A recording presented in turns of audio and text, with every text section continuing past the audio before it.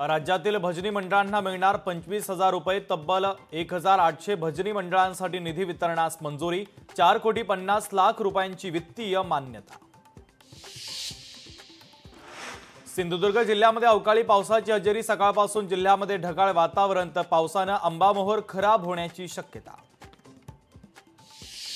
भाजप खासदार अनिल बोंडे यांना पुन्हा धमकीचा फोन। काम का नाही केलं म्हणत बोंडेंना केली शिवीगाळ। अमरावती पोलिसांनी एका संशयिताला घेतलं ताब्यात।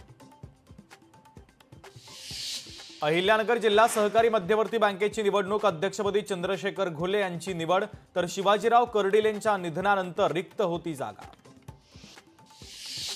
गौरी पालवेकरच्या आत्महत्या प्रकरणी पीएच्या प्रकरणावर मंत्र्याला जबाबदार धरणं योग्य नाही। अंजली दमानियांच्या आरोपांवर मंत्री संजय शिरसाटांची प्रतिक्रिया।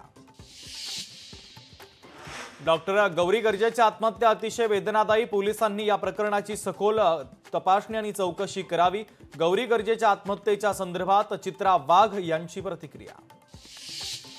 बीडच्या माजलगावात आठवडी बाजार थांबवण्याचा मनाई आदेश। वक्फ न्यायाधिकरणाचा मनाई आदेश। मुस्लिम कब्रस्तानात आठवडी बाजार भरू नये।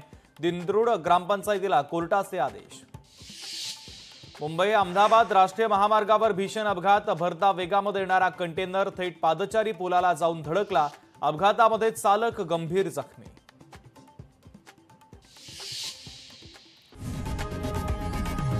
लोकशाही मराठी ऐका, पहा, जागरूक रहा।